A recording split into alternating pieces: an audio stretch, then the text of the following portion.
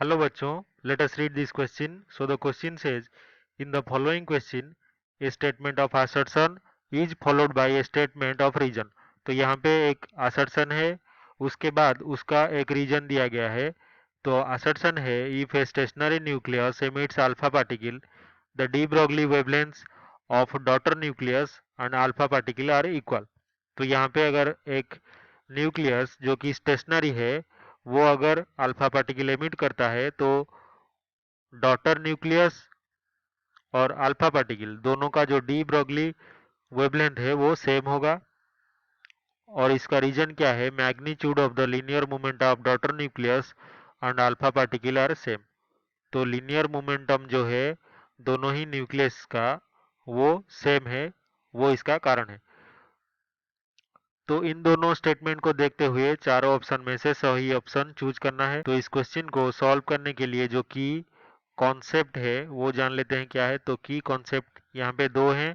पहला तो की कॉन्सेप्ट है डी ब्रॉगली वेवलेंथ और दूसरा जो की कॉन्सेप्ट हमारा है वो है conservation of linear momentum. Conservation of linear momentum. तो अगर हमारे पास एक पहले न्यूक्लियस था, ये न्यूक्लियस जो है वो डिकम्पोज होके एक डॉटर न्यूक्लियस हुआ, उससे ये एक डॉटर न्यूक्लियस प्रोड्यूस हुआ प्लस और एक अल्फा पार्टिकल जो है वो प्रोड्यूस हुआ. तो ये है हमारा अल्फा पार्टिकल और ये है डॉटर न्यूक्लियस. और पहले हमारे पास क्या था? एक stationary stationary nucleus. Stationary nucleus मतलब इसका जो वेलोसिटी है जीरो है. तो पहले इसका जो मोमेंटम है यानी कि p ये जीरो है. तो कंजर्वेशन ऑफ लीनियर मोमेंटम अगर हम यहाँ पे अप्लाई कर दें तो ये जो जीरो है पहले मोमेंटम ये रिएक्शन के बाद भी जीरो ही रहेगा. तो अगर डॉटर न्यूक्लियस का मोमेंटम p1 हुआ और अल्फा पार्टिकल का जो मोमेंटम है वो अगर p2 हुआ तो p1 प्लस p2 जो है वो जीरो हो जाएगा according to conservation law of linear momentum. तो यहाँ पे क्लियरली हम लिख सकते हैं कि जो p1 है is equals to negative of p2. तो दोनों का अगर मैग्नीट्यूड देखा जाए तो सेम होगा. लेकिन हमें ये पता है कि जो डी ब्रोगली वेवलेंथ है किसी भी पार्टिकल का lambda is equals to h by p.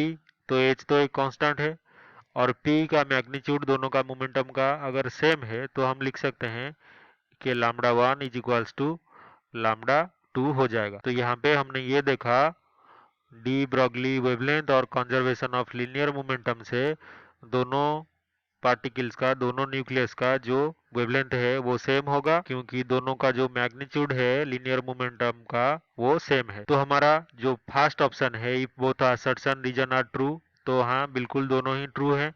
The reason is correct explanation of assertion. तो रीजन भी सही तरह से एक्सप्लेन कर रहा है असर्शन को. तो ये जो फर्स्ट ऑप्शन है वो यहाँ पे सही उत्तर हो जाएगा. तो first option is correct. Second option जो है वो ऑटोमेटिकली रॉन्ग हो जाएगा क्योंकि यहाँ पे है not correct explanation of the assertion. लेकिन एक्सप्लेनेशन सही है. थर्ड ऑप्शन भी गलत हो जाएगा क्योंकि यहाँ पे रीजन को फॉल्स माना गया है. और फोर्थ ऑप्शन में both assertion reason are false, तो ये भी नहीं हो सकता. तो only option 1 is correct. I hope you have understood this explanation well. Best of luck.